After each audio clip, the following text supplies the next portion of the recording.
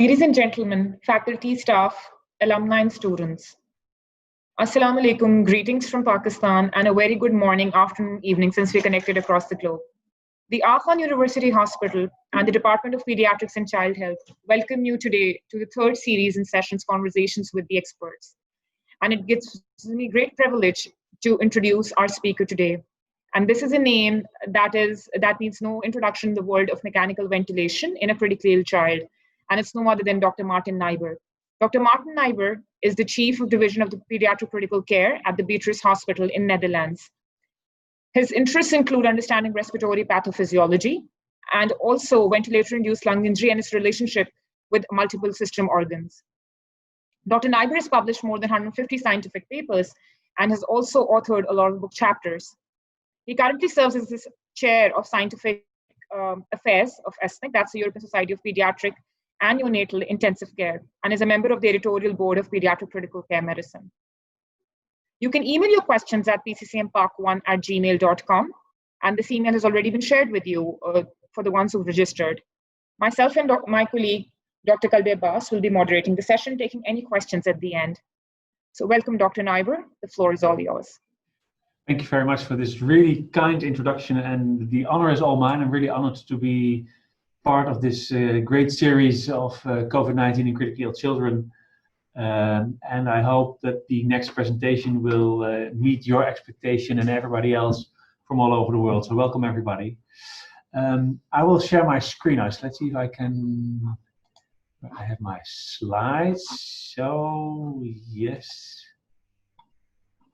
And does this work? Yes. So I hope you can see my slides coming up now. And so for the next 35-40 minutes, I will try to update you on the respiratory support for the child with COVID-19 respiratory failure. And it's a really broad topic, so I'll try to condense as much as possible, but please feel free to address any question you would like to have. So the conflicts of interest is, as you can see in this slide, what I want to talk to you today is about to discuss the clinical phenotype of COVID-19 ARDS, to provide pediatric recommendations for respiratory support of these patients, and to provide pediatric recommendations for pulmonary target ancillary treatments, so prone positioning, neuromuscular blockade, and inhaled nitric oxide. And the conflict of interest is that I have been taking care of adults with COVID-19. In my unit, we have 3 units, and 1 unit was opened up recently. I get a question that apparently it's still not in the presentation mode. Let's see what's happened. Is it on a presentation mode? I thought it was. Let's share again. Now it should be in presentation mode. Right?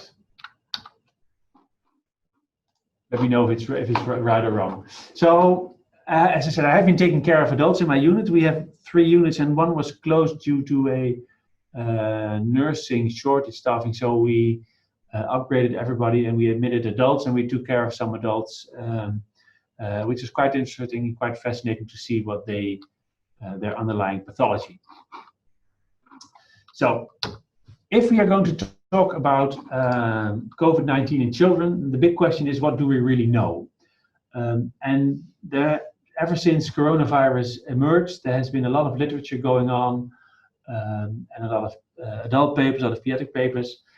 But it seems that children, and I don't discuss the multi-inflammatory syndrome, that's completely different, but the respiratory failure coming from coronavirus seems to be very rare in children.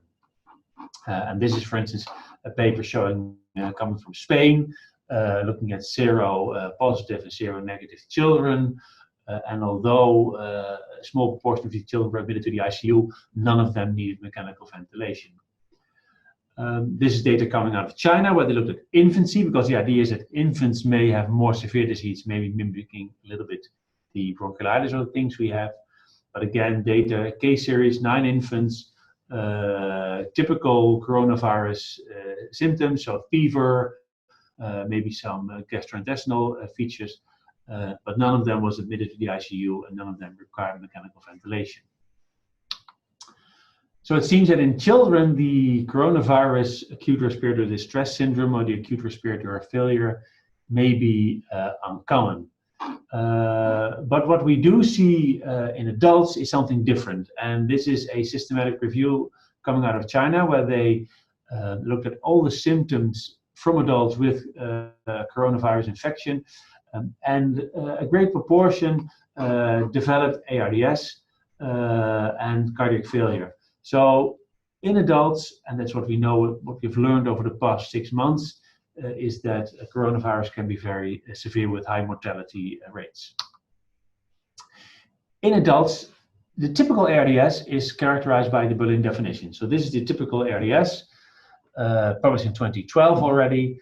So every adult with bilateral opacities on chest radiograph that could not be fully explained by a fluid overload or by cardiac dysfunction, within a week of a known clinical insult, so a pneumonia or trauma or a sepsis, meets the criteria for ARDS, and then you can stratify the severity of the adult ARDS using the oxygenation criteria, and in adults they use the PF ratio. So if you have PF below 100, then you have severe ARDS, and if you have a PF ratio that's within 100 to 200, then you have moderate ARDS. So that's the typical classical ARDS that we see in adults and frequently see in children. If you look at the lung mechanic data of these patients, and this is a series published by Gattinoni in the New England Journal of Medicine about 10 years ago, patients with ARDS do have a decreased or moderately decreased respiratory system compliance.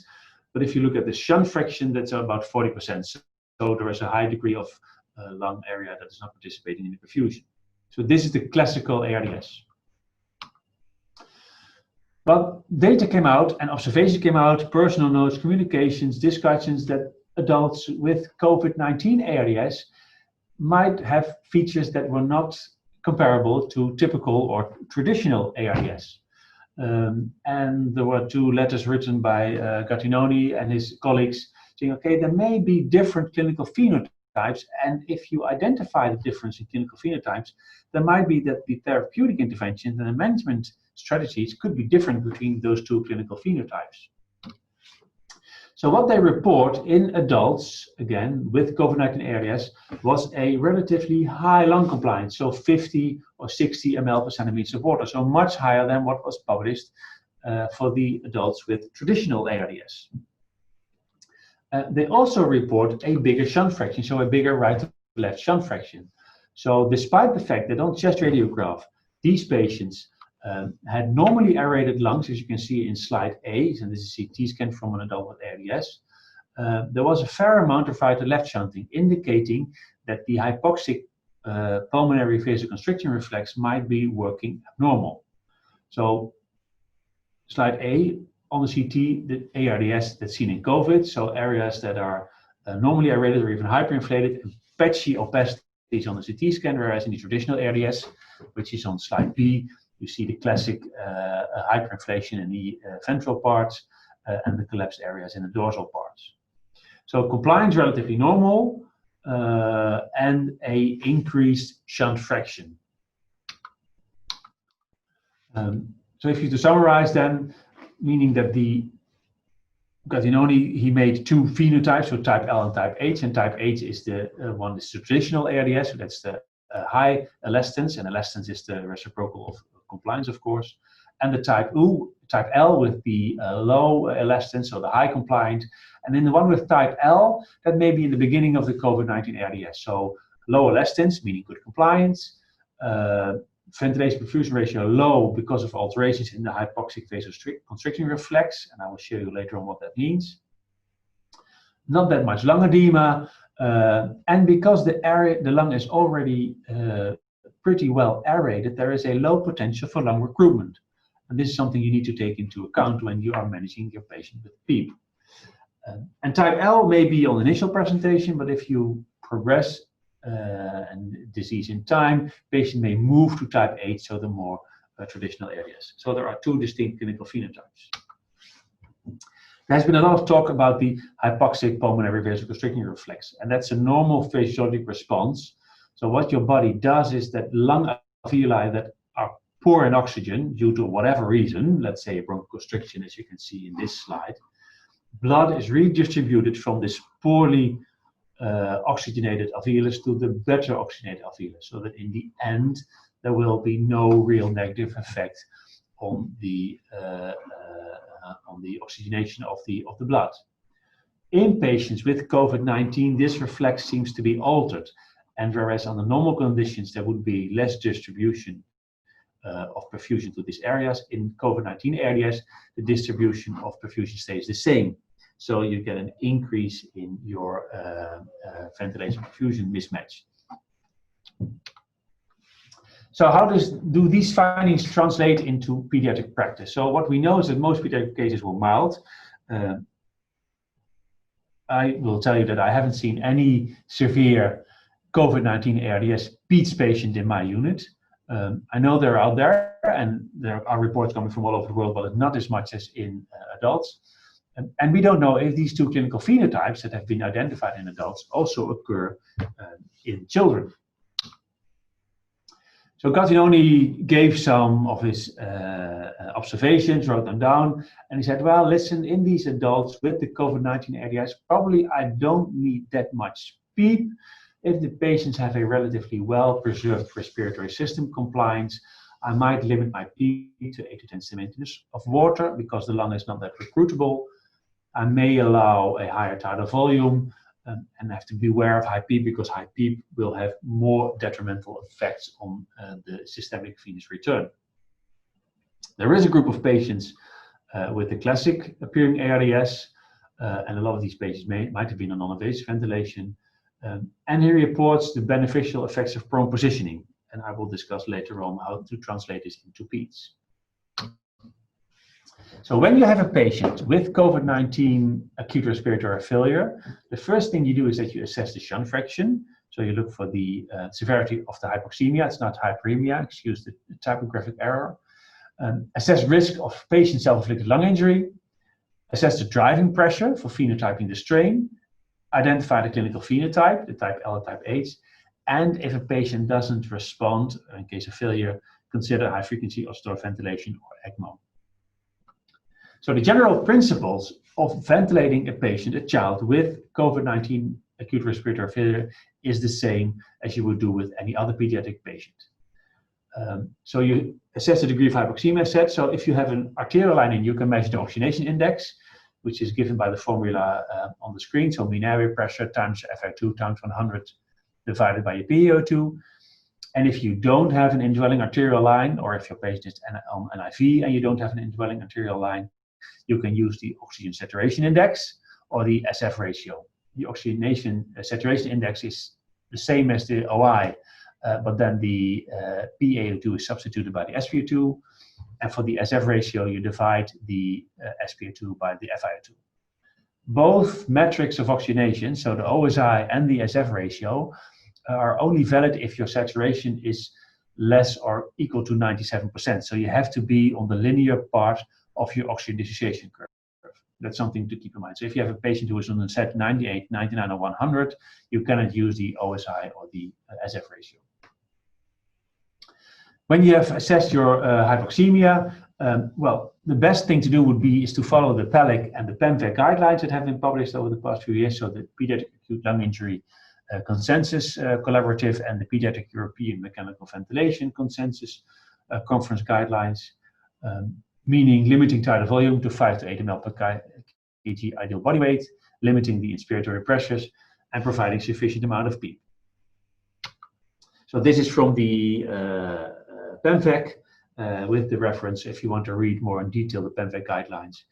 PEMVAC made this graph showing you that depending on the type of disease you have, so it was stratified by lung mechanics or restrictive disease, low compliance, normal resistance, obstructive airway disease, normal compliance, high resistance, and the mixed disease, increased resistance and decreased compliance. And then the severity, mild, moderate, or severe, the strategies with increasing severity, what you could consider for your patient. And to be quite honest, in the absence of data and in the absence of real experience, this is more or less the same for patients with COVID-19. I have to go to this screenshot. The PEEP is published in 2015 in PCCM, and I would strongly recommend all of you to read all the chapters because it discusses in detail tidal volume, supportive therapies, etc., for pediatric ARDS. What ASPIC did was summarize the existing references and rephrasing them a little bit to match with what is known about COVID-19 in adults, because we don't see that many kids. And this document is freely accessible on the ASPIC website, so I'll advise you to go there. It's a 5-6 page document, and it's really well. So when you have a patient with COVID-19 acute respiratory failure, if you think it's ARDS, so the first step is to deliver oxygen. And if you look in this graph, in the bottom you see the pediatric ARDS at risk, or the mild ARDS, moderate ARDS, or severe. And in the ones at risk, or ones with mild disease, the recommendation as a first step would be CPAP or bilevel NIV. It has been controversial because of the risk of aerosol contamination. I will go into detail a little bit later on that. Target your SpO2 to 92-97%. And if your patient does not improve within 60 to 90 minutes, then intubate. If you have a patient presenting with severe disease, so let's say an SpO2-FO2 ratio below 221, then do not play with non-invasive, but just intubate, because the patient is going to progress rapidly and deteriorate really quickly. If you don't have CPAP or bilevel NIV, then you might consider high-flow nasal cannula with the same targets and with the same observation window, so the patient has to stabilize or improve within 60 to 90 minutes, and if not, then you have to escalate your therapy. So the non-invasive ventilation can be used. There is one caveat. A patient who is breathing spontaneously may be at risk for patient's self-inflicted lung injury, and I will show you later on what that is. So that's something that you have to watch for. If you use NIV, use oral nasal masks or a helmet, so you try to minimize the leak as much as possible. Don't just use nasal prongs or whatever. You have to use a really good seal oral nasal mask. And as said, assess your patient for effect 60 to 90 minutes, and if no signs of improvement, then escalate therapy. There has been a lot of discussion with the aerosol generation of high-flow nasal cannula and non-invasive ventilation. Well, both have the potential to generate dispersal jets containing droplet or aerosolized viral particles, and I have some citations for you if you want to read a little bit more in detail about that. We know from the SARS epidemic that there was an increased risk of a healthcare worker infection, and especially in the areas where healthcare workers were very poorly protected, there was increased mortality observed among healthcare workers. So you have to be really careful about that. High-flow nasal cannula, especially if you use high flow rates, may allow for a bigger distance, a larger distance of the aerosol droplets to travel. But with all these things, there is at this stage no evidence that viral transmission is increased. So that's why the initial reluctance towards high-flow nasal cannula is dropped in all the recommendations. And if available, use negative pressure rooms, single rooms, corded COVID areas, so that you reduce the risk of contamination following the aerosol generation. So what do I mean with patient self-inflicted lung injury? Well, a patient who is breathing spontaneously, and usually it's on non-invasive ventilation, it can occur on invasive ventilation, but usually it's on NIV. This patient has an increased respiratory drive because the patient wants to normalize his CO2 and wants to improve his oxygenation because of the hypoxia. What happens is that the patient is going to generate large esophageal pressure swings. So the patient is going to take deep sighs, meaning that the transpulmonary pressure, which is the difference between the inspiratory airway pressure and the esophageal pressure, is going to exceed dangerous thresholds. Because of these large transpulmonary pressure swings and these dangerous thresholds, there's going to be a capillary leak.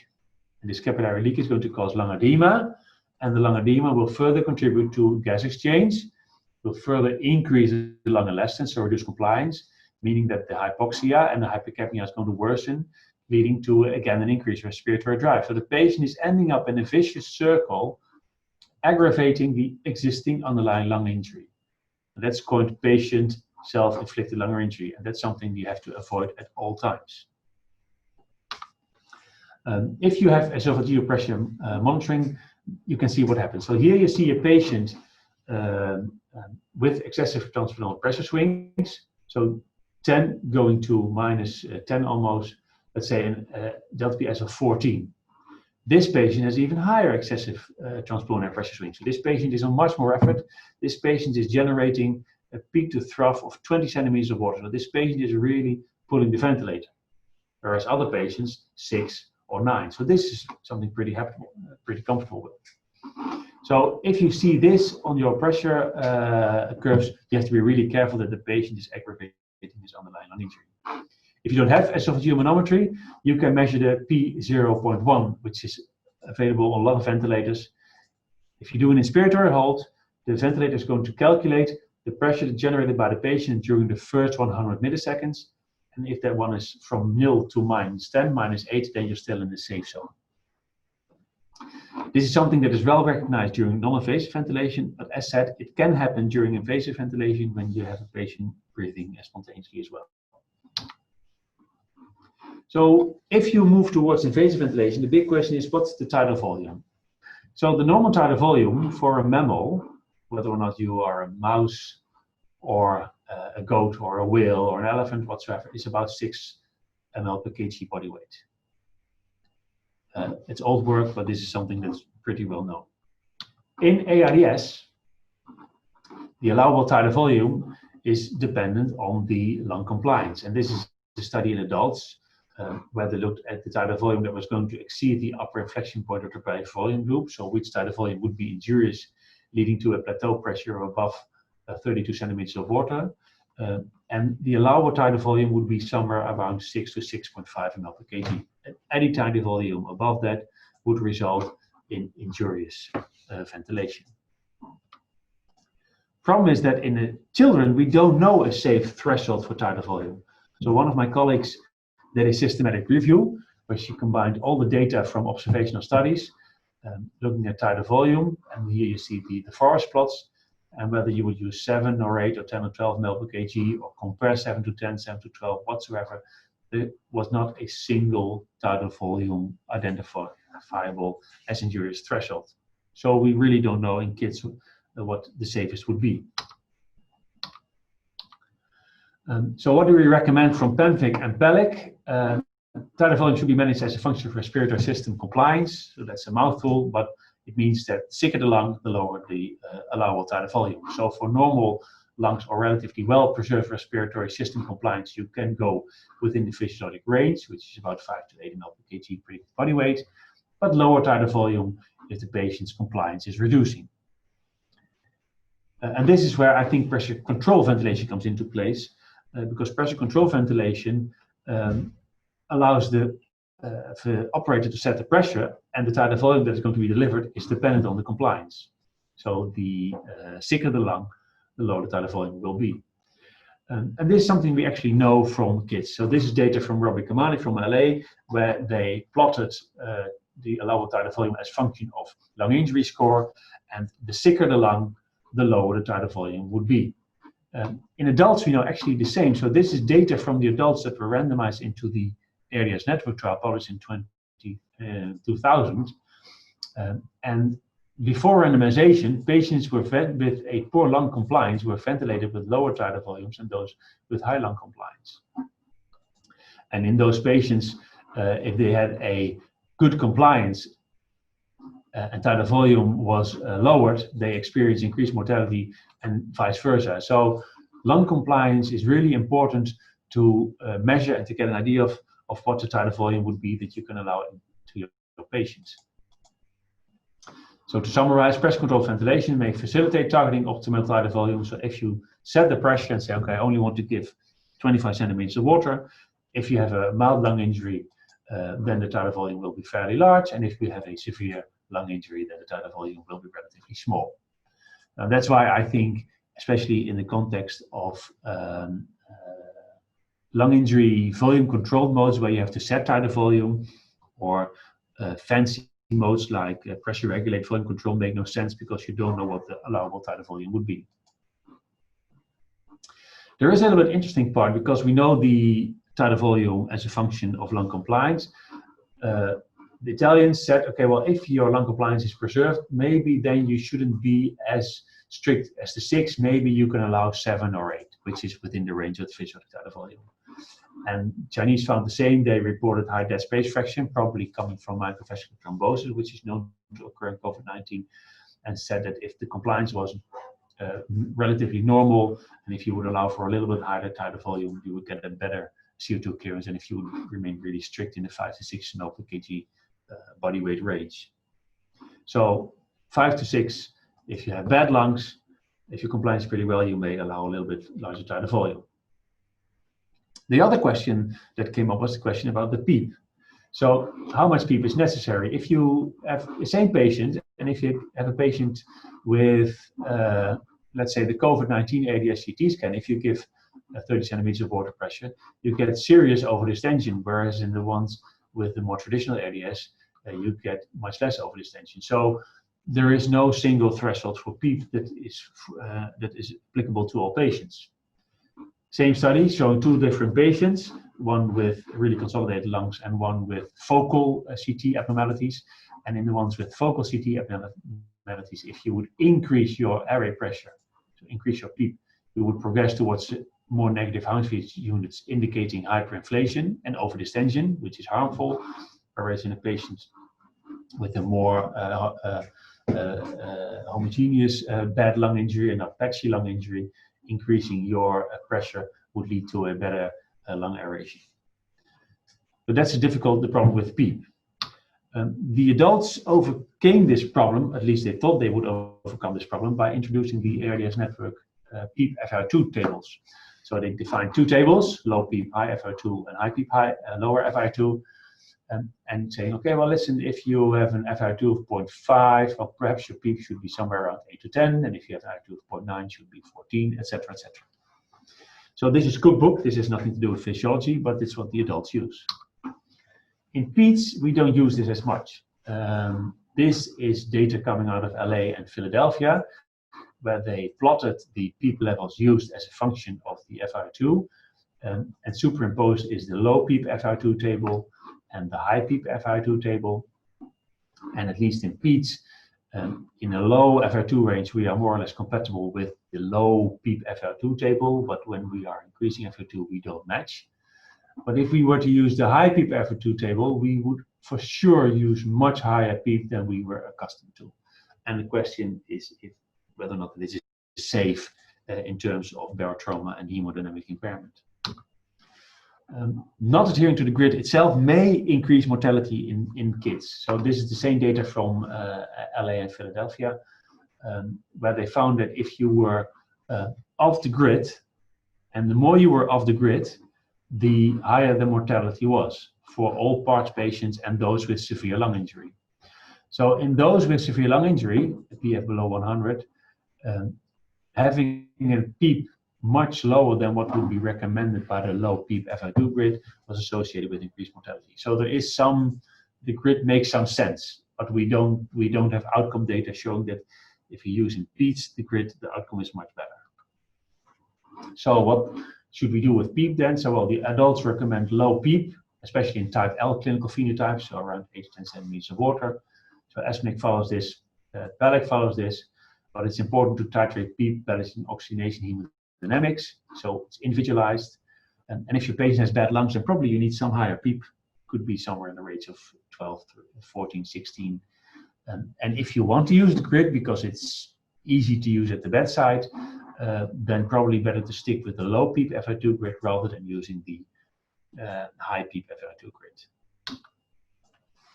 There is some beneficial effects, of course, of PEEP. This is data from adults again, where they compared patients with ARDS and without ARDS, and those with ARDS using a higher PEEP versus lower PEEP had a better outcome than those with lower PEEP, and without ARDS it doesn't make a difference.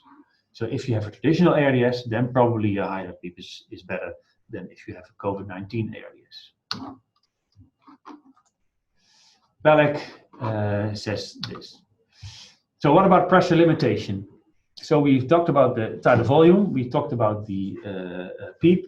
What about pressure limitation? Well, PEEP recommends to stay below 28 centimeters of water for the plateau pressure, and below 32 if you have a decreased chest wall compliance, so the really obese patients. This number comes from the adult trial. So this is data from all the adult trials comparing high tidal volume orange versus low tidal volume blue. These were the trials that didn't show an effect on patient outcomes, and these were the trials that did show an effect on patient outcomes, so decrease in mortality. And the ones that were beneficial, so the positive trials, in the control group, the plateau pressure was always larger than 32 centimeters of water.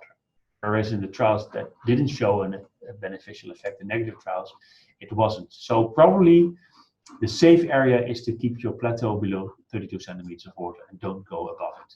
And this is exactly what PEEP and ESMIC recommends. So that's for the ventilator settings. But there are, of course, a lot of other things you can do, including prone positioning, neuromuscular blocking agents, high frequency oscillatory ventilation, and ECMO. So why would you use prone positioning? Well, with prone positioning, and this is a busy slide, so we'll not go into very deep detail, but you get shape matching. That's the bottom line with prone positioning. So you get changes in distribution of ventilation and perfusion, which probably would be very helpful in the COVID-19. So you get a better matching of ventilation and perfusion. You get a better distribution of your transpulmonary pressure. You get a more even distribution of your tidal volume. And in the end, your gas tissue ratio improves much more with prone positioning. So you get a better aerated lung tissue, hence less local lung strain, and thereby minimizing the risk of ventilator-induced lung injury. And this is irrespective of the degree of strain you're having. So stress is always lower for patients in prone positioning. So so the transpulmonary pressure is always lower in those who are prone positions. The adult data is quite compelling. So there is the trial, you all know, the PROSEVA trial, large trial, adults with the traditional ARDS, PF below 150, prone for at least 16 hours, and a big improvement of mortality. So a reduction of almost 16% in mortality from those prone versus those supine. Same goes for ventilator-free days. So the adults are really into prone positioning.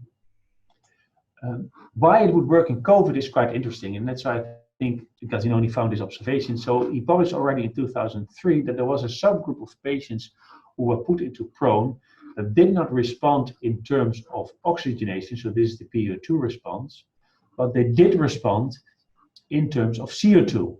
And those who responded in terms of CO2 had a much better outcome than those who didn't respond to oxygenation. So you get a better distribution of your ventilation and perfusion, hence a reduction in dead space, hence a better outcome.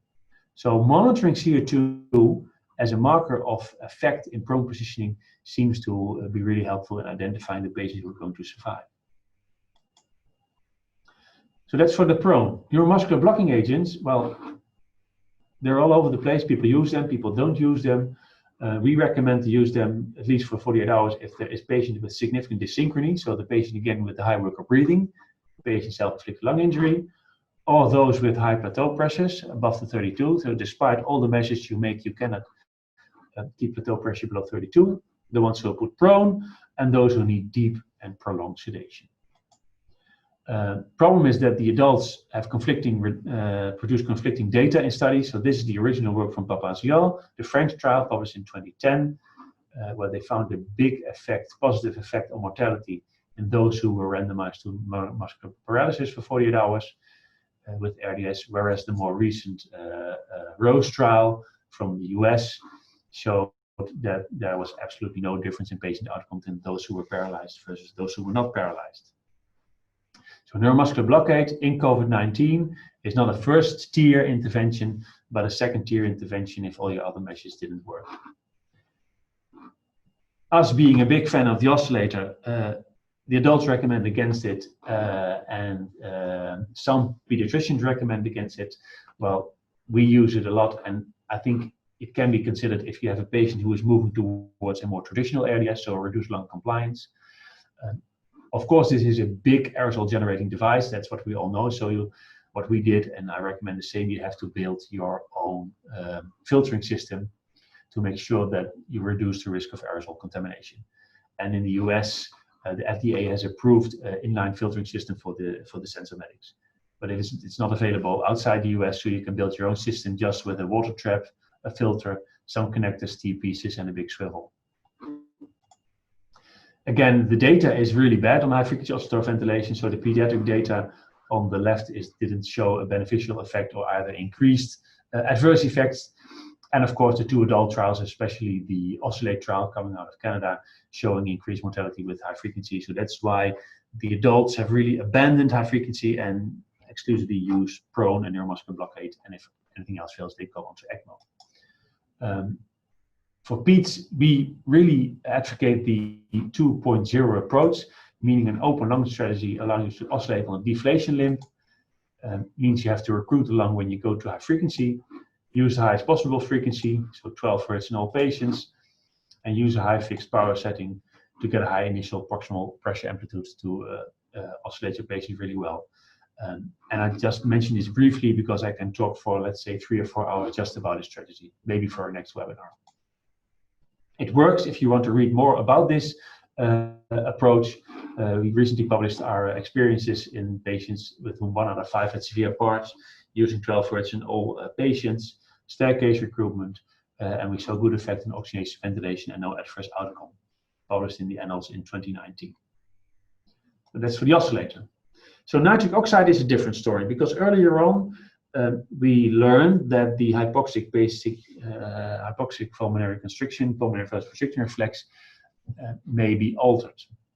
And it would make sense that you would use nitric oxide to improve that response. Well, in part, as Paediatric said, inhaled nitric oxide is not recommended for routine use because you don't improve patient outcome unless your patient has documented pulmonary hypertension or severe RV dysfunction. So in those patients, it makes sense. And you could consider it in those who are really sick as a rescue or bridge to ECMO. So those patients, you can consider it. Problem is, as said, there is absolutely no effect on patient outcomes. So you improve the number, so everybody's happy, the number on the screen is fine, nurses are happy, parents are happy, but the mortality is exactly the same in those managed with or without nitric oxide. So the Italians following the COVID-19 said, well, you could consider it to improve pulmonary perfusion, to reduce dead space. Given the balance between the negative pediatric data and the experience in COVID, we said, okay, you can consider nitric oxide, a brief trial. If the patient still has significant hypoxemia, despite all measures, so prone doesn't work, neuromuscular blockade doesn't work, high frequency doesn't work, then you could use nitric oxide, but you should stop if there is no significant positive response in either oxygenation or dead space. Recruitment maneuvers, so optimize lung volume only for high frequency, not within COVID, ARDS, because compliance is relatively normal, and only consider it if you have experience in the recruitment maneuvers and if you have evidence that the compliance is reducing, so if the patient is progressing towards a more traditional ARDS. Stop immediately if the patient has hemodynamic impairment or if oxygenation drops, and you do a staircase recruitment, so it means that you have to increase your PEEP every 5 minutes and see what happens in the response. So it's sustained inflation, which is inflating, let's say, 60 centimeters of water for 60 seconds or whatever sustained inflation you would use, is not recommended for pediatrics because of the hemodynamic consequences. But all in all, recruitment for COVID-19 parts, no, unless compliance is significantly reduced. Other discussions that have been going on is, okay, I only have 1 ventilator, but I have multiple patients. Can I connect multiple patients to 1 ventilator? Well, everybody really strongly advises against this, and I would really support this negative advice, because the arguments are all over the place why you would not use 1 ventilator on multiple patients. Because you have 1 tidal volume, and the second patient is not going to get any lung volume, tidal volume, which is only going to the most compliant lung segments. So the one who is the best benefits the most and is at higher risk for dynamic hyperinflation. You can't manage PEEP. Monitoring is really terrible. There's no alarming, of course, ethical issues. So you can read them on the slide. So if you find yourself in any circumstance where you have multiple patients, only one ventilator, you have to triage how painful and how difficult that is, but you have to triage. You cannot put multiple patients on one ventilator. Supportive measures are really important when caring for the COVID-19 child. So personal protective equipment, always use gowns, wear gloves, wear goggles, wear masks, FFP2 masks. So make sure you protect yourself, because we know from the SARS epidemic that if you don't protect yourself, it can be really bad for healthcare workers. Try to keep patients in closed rooms, single patient rooms, isolated rooms, negative pressure rooms if available. Humidification on ventilation is a big issue. The jury is still out there. You can use active humidification, you can use passive humidification. We don't know which one is best. And for each mode of humidification, there are arguments for and against, so probably stick with what you are used to. Chest physiotherapy, no data whatsoever, even in a non-COVID patient, so why would you use it in a COVID patient? Suctioning is really necessary. If available, please use closed inline suctioning, so you don't have to disconnect, which gives you de-recruitment of lung volume, and you don't have to disconnect, which increases the risk of exposure to aerosol generation. So use closed inline suctioning if available. And if there is a sudden or unexpected disconnection, always clamp the endotracheal tube. A real brief word before we're starting to wrap up about the steroids. So probably you read on social media and you heard in the news that dexamethasone seems to be a miracle drug for COVID-19. So this is data from the UK recovery trial, a big trial, 15,000 patients, of whom 1,000 have been ventilated. The paper is still submitted, so this is from pre-press. But they saw in those who were on the ventilator and who were given dexamethasone compared to usual care, had a big improvement in patient outcome. So it seems that dexamethasone 6 milligrams once a day for 10 days seems to offer some benefit. So it could be considered. It fits perfectly with another recent trial that came out in adults with traditional ARDS, coming from Spain, where they saw the same positive effect on patient outcome with dexamethasone on ventilator-free days, mortality, whatsoever. So the discussion on steroids in ARDS, it seemed to be closed because there was no effective methylprednisolone, but it has reopened now that dexamethasone may be a drug to keep a very close eye on. So for COVID, you can consider it. Weaning is more or less the same as what you would do, weaning from ventilation, same as what you would do you're accustomed to, either a full ventilatory support with full pressure support, alternating, or greater reduction of ventilatory support.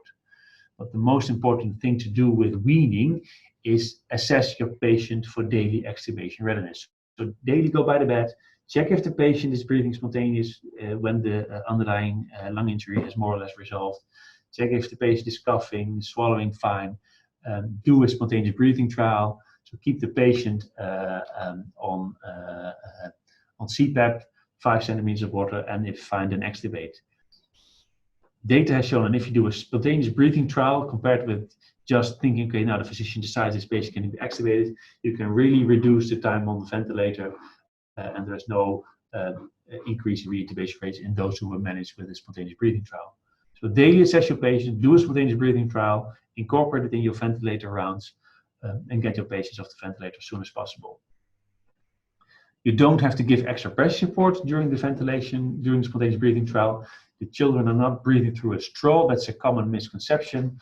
So this is clinical data from our group and bench data from our group, looking at the imposed work of breathing, which is the work of breathing a patient has to generate to overcome the resistive properties of the endotracheal tube and the patient circuit.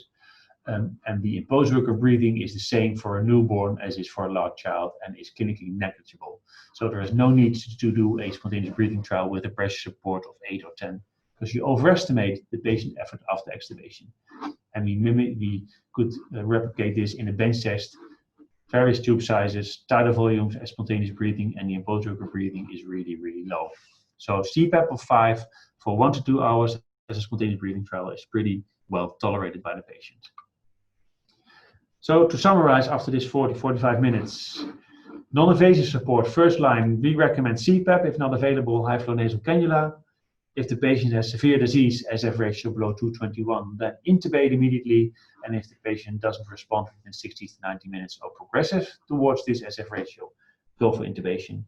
And always avoid excessive spontaneous breathing, so the patient self-inflicted lung injury. Pressure controlled ventilation. Tidal volume within the physiologic range, lower if your patient has a poorly compliant lung. Pressure limitation, 28 centimeters of water, 32 if your patient has a decreased chest wall compliance. Driving pressure, which is the difference between the plateau pressure and the PEEP, below 15 centimeters of water. Initial PEEP would be somewhere around 10, higher in more severe disease. And if you want to use a grid, please use the low PEEP FiO2 grid, not the high PEEP low FiO2 grid. Supportive therapies, neuromuscular blockade for 20-48 hours early in the disease course, prone positioning if the patient doesn't respond, inhaled nitric oxide if the patient doesn't respond and you think there might be an alteration in the hypoxic pulmonary vasoconstriction reflex. High frequency ECMO only in skilled hands and if available, and weaning your patient off the ventilator is not different from traditional ARDS. So all these aspects on non-invasive support, on invasive ventilation, on supportive therapy are summarized in this grid, which is also freely accessible on the ESPNIC website, together with the it goes together with the document. So if you want to read all of this through again in a more quiet, in your own pace, please go to this website and it's freely downloadable for everybody. Thank you very much. And I will stop sharing my screen again so that I can give back to the moderators.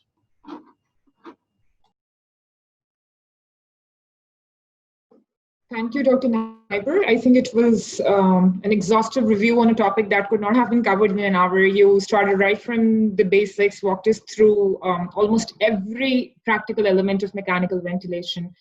And I think it was an hour of enlightenment for everybody who was listening to you. So we'll open the floor for questions, and I'll invite my colleague, Dr. Kalbe Bas, to start with questions from the audience. I'm sure there are numerous questions. At least I hope there are numerous questions. Oh, yes, yes, yeah. There are. So thank you very much, Martin. And thank you, Sidra. So first question is, you kind of, throughout your talk, you mentioned kind of 3-4 things in managing PARDS. One is use of PEEP and FiO2 ratio. Second is staircase recruitment maneuvers. And third is proning. So the question is that in an order, or in an order, how would you go about? I mean, would you prefer early proning, or would you exhaust your other measures and then you would go to proning, or whether you will start with recruitment, etc.? So yeah. Okay. That's an amazing question.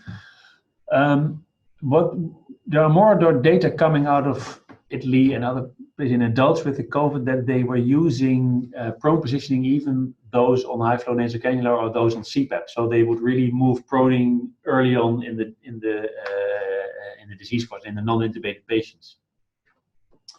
For those who are on the invasive ventilation, I think the first approach would be to set your PEEP, and if your patient is getting worse, you would increase your PEEP. That probably would be the first step. There are several ways. We don't know the most optimal way. Some people just increase the PEEP or by 2 centimeters of water and see what happens. Other people would adhere to the grid. Given the uncertainty about the recruitment maneuvers, and given the fact that we really don't know what the best recruitment maneuver would be, I would put my 2 cents first on increasing the PEEP. And I think it's easy to use. The grid is easy to use, so probably use the grid. And if you have more fancy techniques, we use esophageal pressure manometry, then go for the fancy tools. But for the easy ones, use the grid. And if you have your patient on the corresponding grid and patient is still hypoxic, then next step would be to prone. And if a patient is on prone positioning and still getting hypoxic, then you might consider doing the staircase recruitment. So 1 is PEEP, 2 is prone, 3 is the recruitment. The question about the proning is, the adults trials in non-COVID ARDS, they use 16 hours of prone and then 8 hours of supine every day.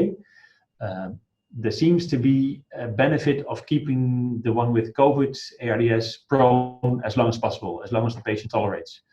So unless the patient doesn't develop pressure ulcers or corneal abrasions or those kind of things, you can keep the patient prone as long as possible. That's probably better than flipping them over every 16 hours. Thank you. So I have another interesting question, and this is that with HFO and prone, can you use this strategy as a combined strategy, that you prone the patient and you start them on high frequency oscillator? And if the answer is yes, then do you use the same setting as you mentioned as HFO 2.0, or do you use something differently? Fascinating question. Unit, a little bit step back. In my unit, we use high frequency a lot. We are high frequency aficionados, as we call ourselves. But if you go out there, I think about 1/3 of the people are a fan of high frequency and 2/3 are not a fan of high frequency. And those who are not a fan will immediately go to prone positioning. We first go to the oscillator, and we have developed this alternative strategy here where we don't let weight or whatever dictate the oscillator settings. We use an open lung strategy where we do a staircase recruitment in all those on the oscillator, and we use 12 Hertz in all patients. So whether or not the patient is 1 month old or 16 years old, we use 12 in everybody.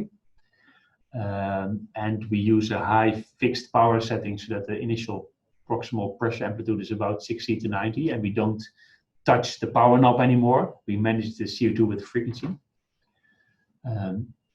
And if we have a patient on high frequency and who is, despite all our recruitment, etc., is not responding, then we flip them over.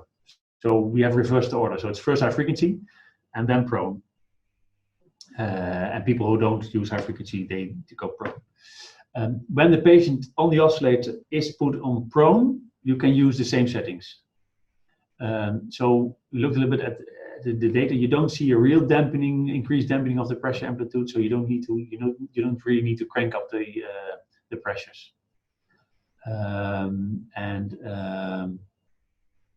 It works pretty well, and we keep them prone until we think, okay, the underlying disease is starting to improve a little bit more, or if we see, okay, this patient is getting the pressure ulcers, then we flip them back. Yeah. And from a physiological perspective, combining high frequency and prone is the best of both worlds, because with prone, you get a better distribution of your transpulmonary pressure, your tidal volume is more equally distributed, and with high frequency, you give a really small tidal volume. So if you combine those two, you have a small tidal volume and a better distribution of tidal volume and transpulmonary pressure. So physiologically, that would be the way to go. But well, data from Prospect has to either support or refute that. But we're going to learn that in about 3-4 years. Yeah. So we are so looking forward to the Prospect trial. So I'll hand over to Dr. Sidra for a question. Sidra. Thank you, Dr. Abbas. Okay, so Dr. Kneyber, I have a few questions. You mentioned regarding the stress and strain physiology while we are actually ventilating our children. So a question is that how does that impact ventilatory mechanics? And another question in line with that is, how early should you think one should start titrating PEEP given the lung protective strategy? How quickly start PEEP? Yeah, how early should one start titrating PEEP? Yeah. I think in any patient on the ventilator, whether or not it's COVID or non-COVID, you give a certain amount of PEEP and I start 4 to 8, whatever. I think every patient with COVID or with parts that comes in, you immediately start on PEEP 8 to 10 as a first line setting. And then you're going to check for the oxygenation and hemodynamics and lung compliance to see if the patient needs to have an increase in PEEP or not. Because what we know is that if you, let's say, if you give large inspiratory pressures, large plateau pressures, but you keep your PEEP too low, then your driving pressure increases. And if your driving pressure goes above 15 centimeters of water, we know from experimental work and adult work that that's deleterious. So the Amato paper is, I think, the perfect example of showing that it's not just having enough PEEP or limiting plateau, but it's everything. It's limiting plateau, increasing your PEEP so that you minimize your driving pressure. And then if you put it all together in one big bowl, you get the mechanical power.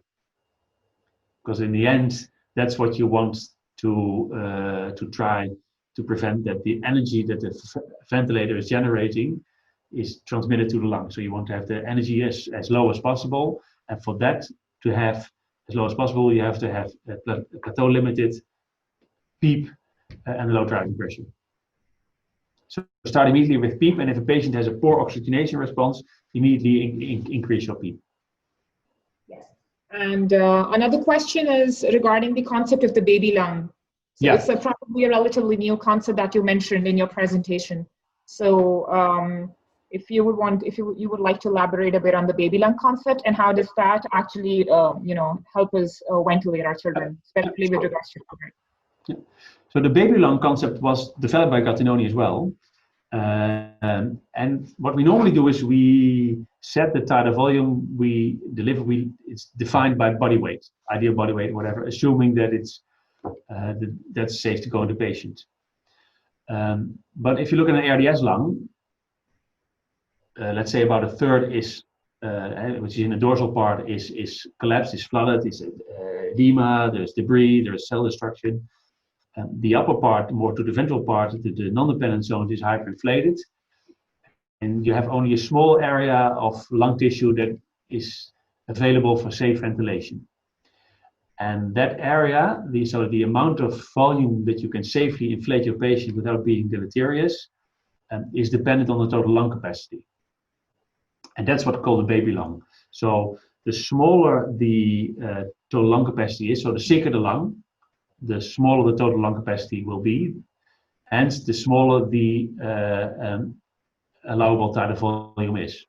And that's what Gattinoni called the baby lung. So he said, don't let the body weight dictate your tidal volume, because then for sure you will give too much.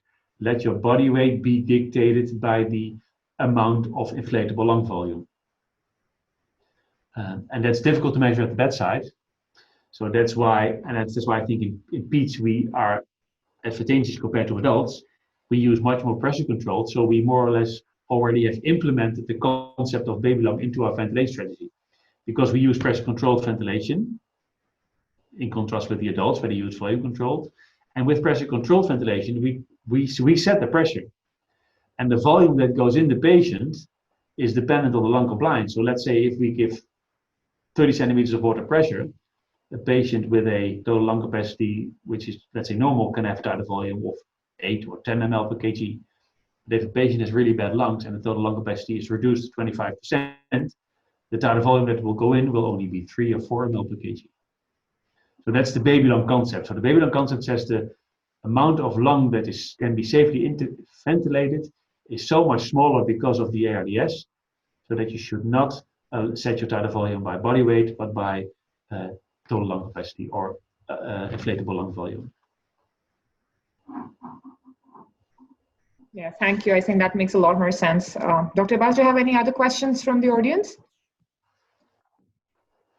Yes, I do. So you mentioned in your talk about using CPAP versus high flow nasal cannula. So there is a question that why do you prefer CPAP or high flow nasal cannula, as you mentioned? And there is another related question to that, is that should we only use SF ratio for when making a decision when to switch from a non-invasive to an invasive mechanical ventilation? Because SF ratio has some limitation that it does not take into account the airway pressures. and it only takes the oxygen, because so how do you take on this? Yeah.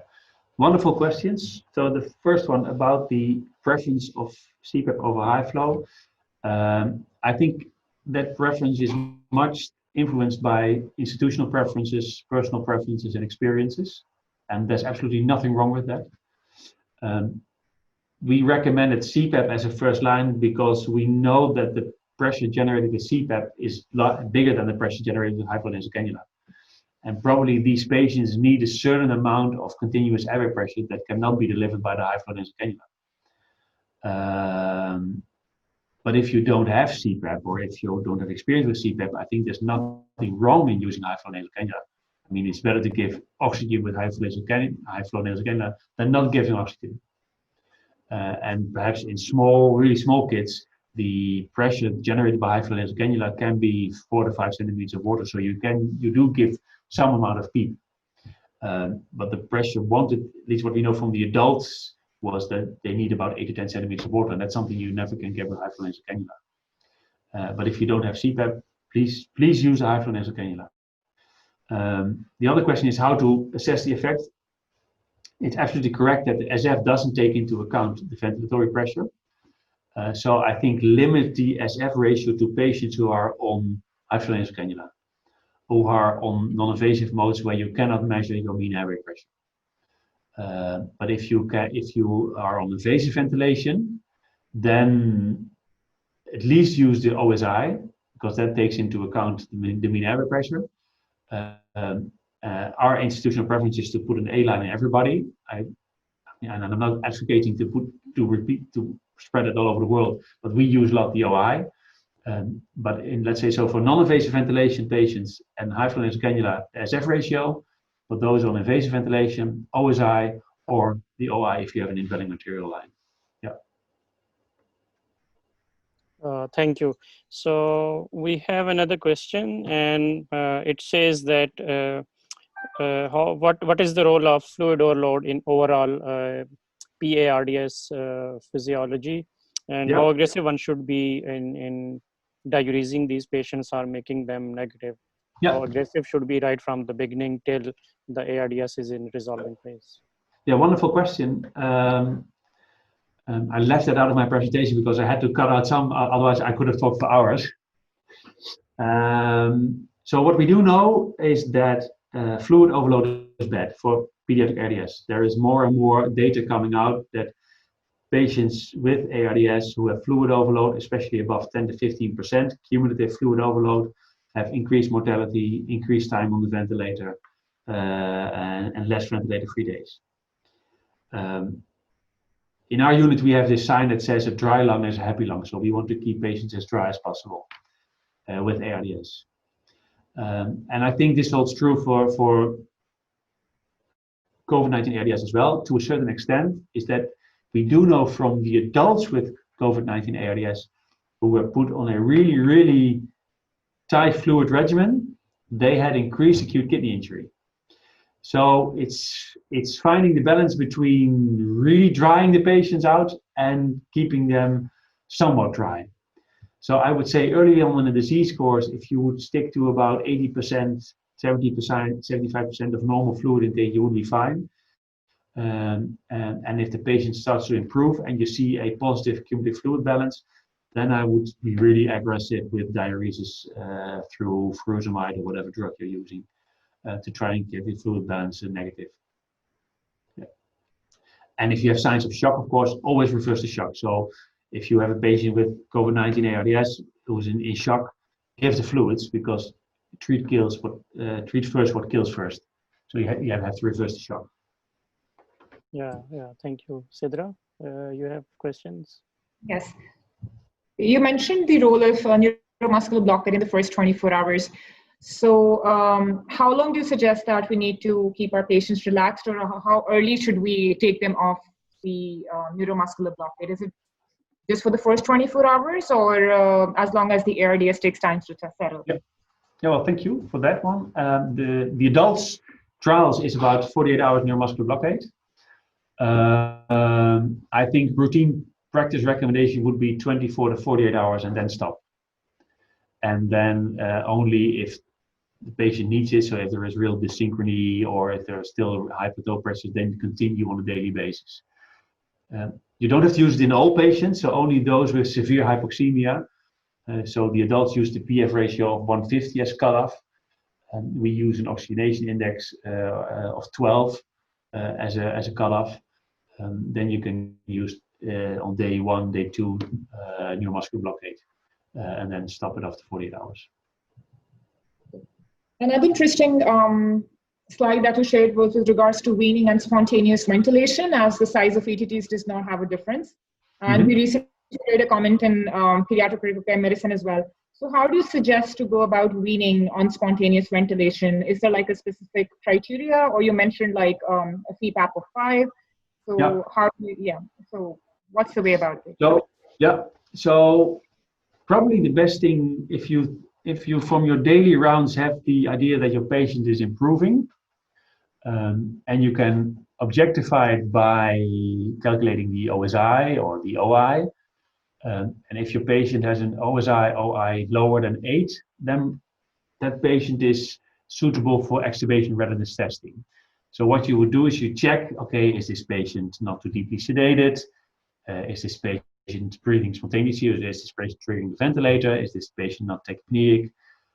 Is this patient coughing? So are all the airway protective reflexes, are they okay?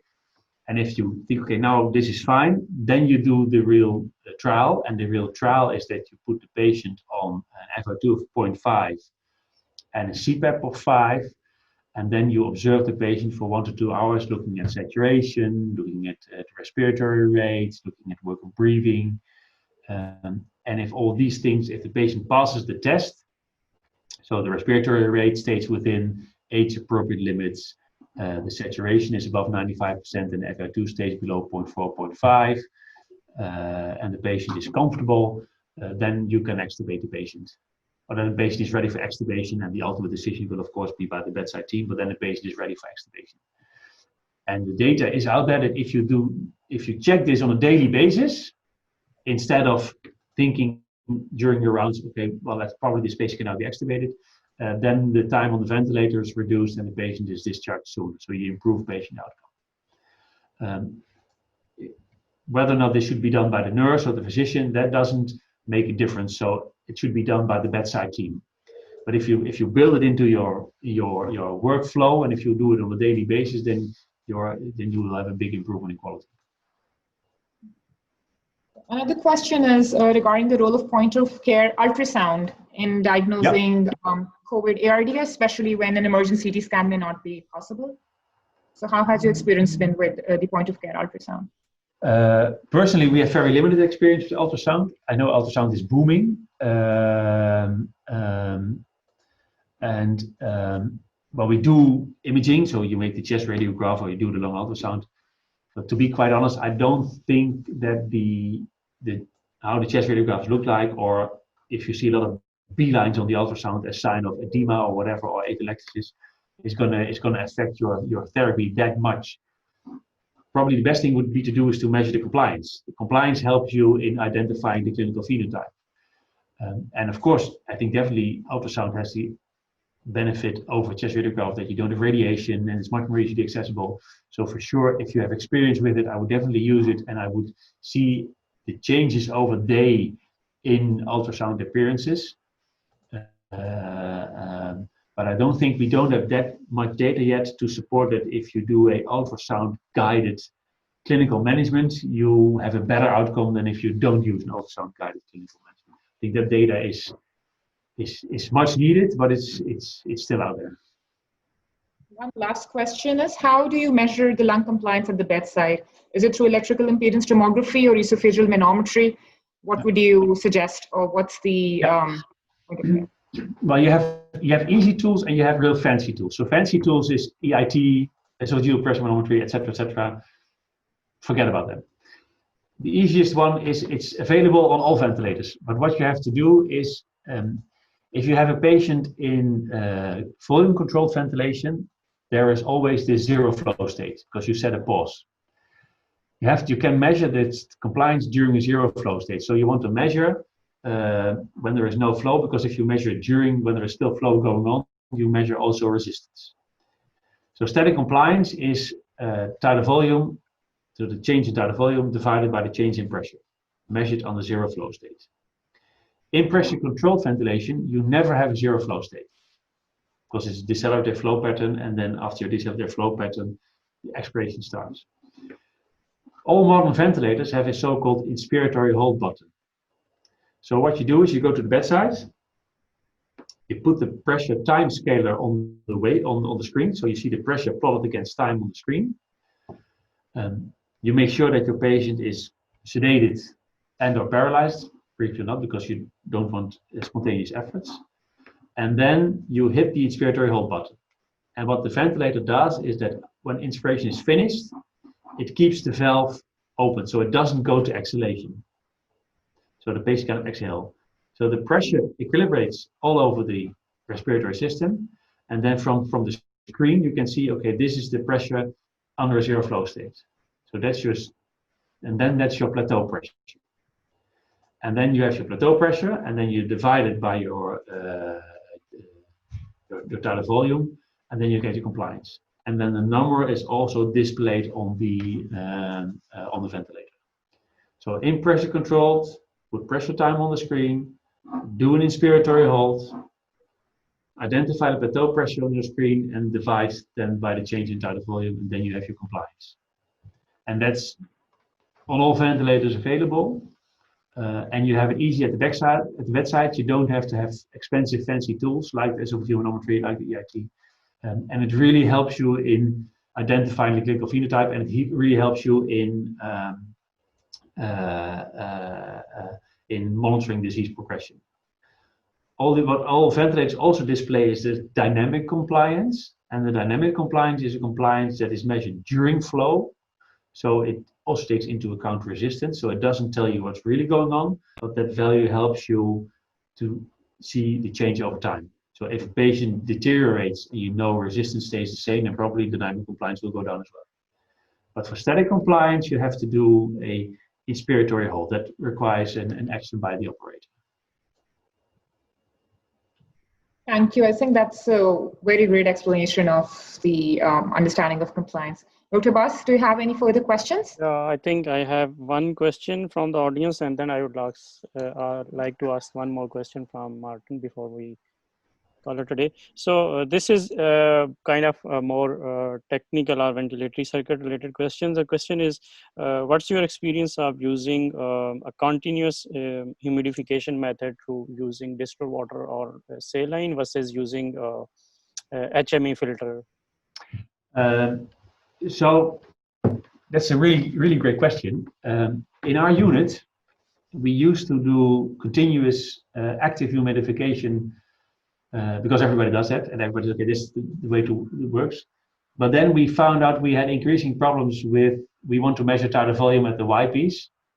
So we had errors in our flow measurement, and we got errors in our tidal CO2 measurement because of the washout in those sensors.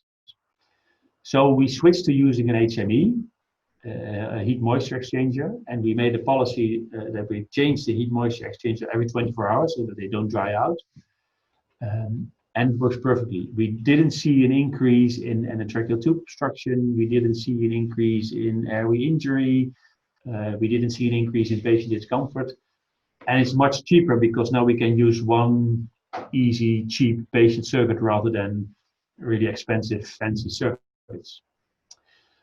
So that's what we did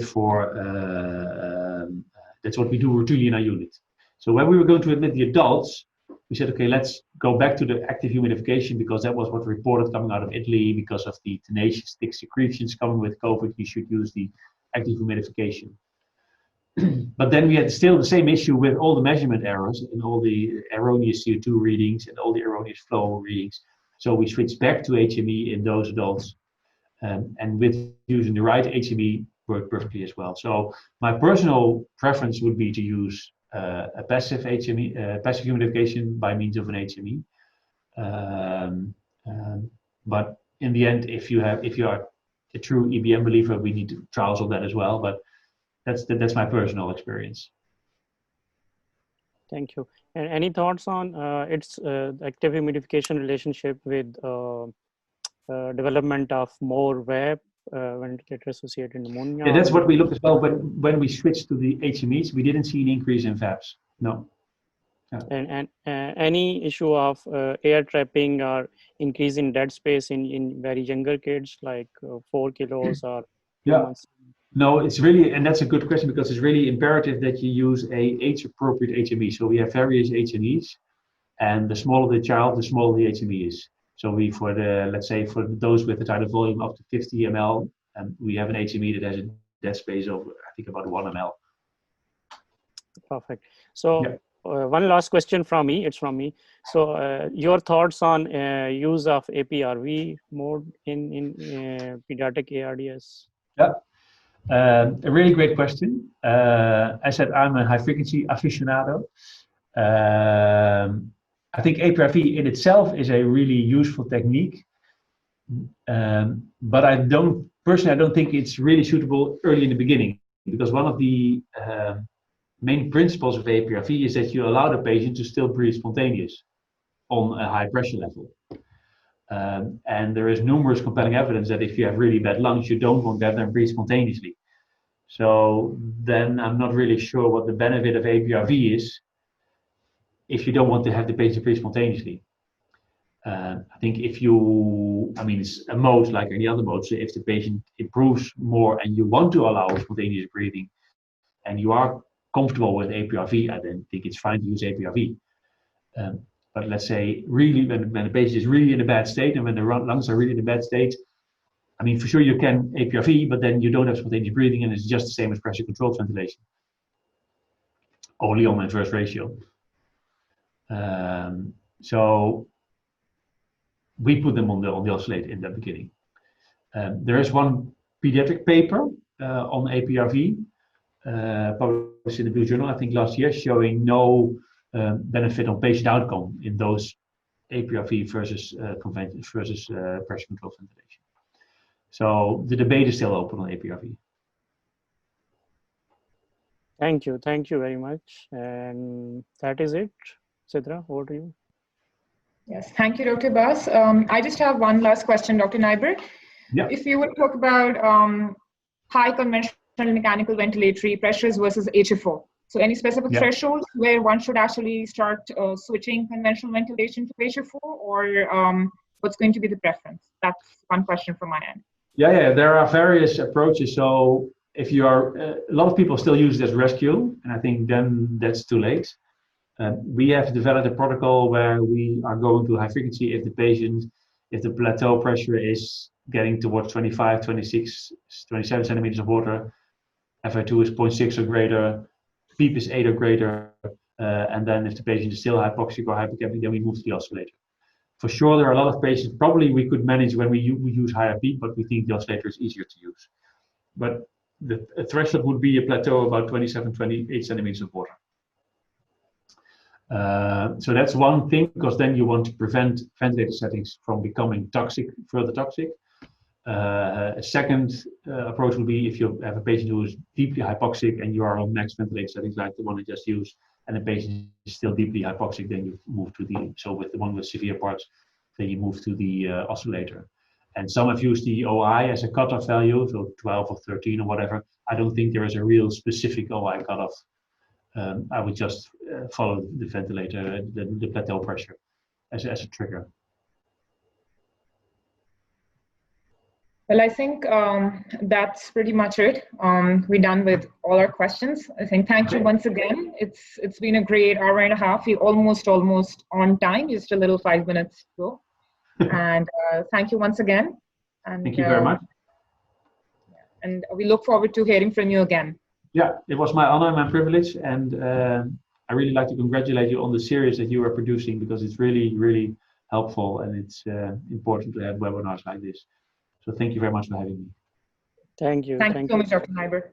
And have a great day, everybody. Bye-bye. Thank you, you too. Bye.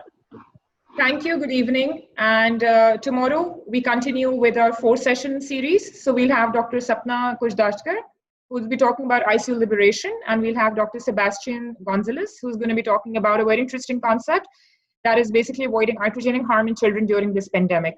So stay tuned and join us tomorrow again at 1700 hours Pakistan Standard Time. Thank you. Good evening and take care.